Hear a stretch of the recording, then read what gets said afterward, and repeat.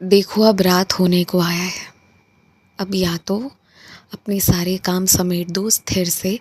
जिन लोगों से फ़ोन पर बात करना ज़रूरी है उनसे जल्दी से बातें कर लो और फिर अपने ध्यान में हनुमान चालीसा की पाठ में लग जाओ, ताकि तुम अब दिन को सुंदर तरीके से अब समाप्त करते हुए विश्राम करने जाओ। और अगर तुम्हें कोई काम है जो तुम्हें करना है तो जल्दी से उसे पूरा करो। और उस बीच किसी भी तरह का हस्तक्षेप, जैसे फ़ोन की आवाज़, टीवी की आवाज़ या बाहर किसी शोर शराबे की आवाज़ या कोई तुम्हें बुला रहा है, तो इन चीज़ों को अब नज़रअंदाज करो।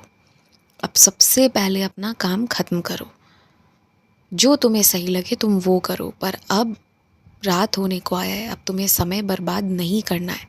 तुम्हारे शरीर के लिए तुम्हें सबसे ज़्यादा शुक्रगुज़ार होना चाहिए, जिसने पूरे दिन तुम्हारा पूरी तरह से साथ दिया है। और इसके संग में अब तुम्हें अपने शरीर का ध्यान रखते हुए, अपने कर्तव्य निर्वाह करते हुए, अपने शरीर के प्रति जल्दी से सभी काम समेटते हुए विश्राम करने के लिए चले जाना चाहिए। पिछले 2 दिनों से तुम जिस आरती को सुन रहे हो ना, उस आरती के बारे में अभी ज़्यादा लोगों को मत बताना। अभी किसी को मत बताना। उसे तुम सुनो, उसे तुम याद करो। और ना, जब तुम उसे सुनते हो तुम्हारे जो रोंगटे खड़े हो जाते हैं, तुम्हारे आंखों से आंसू आती है ना, ये सब होने दो। आंखों से आंसू आ रही है ना आरती सुनते वक्त, तो आने दो। जितना रो सकते हो दम भर कर रो लो, कोई बात नहीं। क्योंकि तुम्हारे अंदर ना बहुत कुछ दबा हुआ है और वो निकलेगा नहीं, वो बाहर आएगा नहीं ना, तो वो तुम्हारे शरीर को नुकसान पहुंचा रहा है। मैं इसलिए तुमसे हमेशा कहता था कि मुझसे बैठो और बातें करो, जो कि तुमने नहीं किया है। सही तरीके से तो तुमने बिल्कुल ही नहीं किया है। तो इसीलिए अब तुम्हारा काम ये है कि उस आरती को अभी तुम सुनो और 6 महीने तक ना शांति से खुद सुनो। पहले ना खुद को सही कर लो। जब तुम खुद को सही कर लोगे और इसके बाद तुम दूसरों से इन चीज़ों को साझा करोगे ना, तब लोग विश्वास करेंगे, मानेंगे और पालन भी करेंगे तुम्हारी बताई हुई चीज़ों का।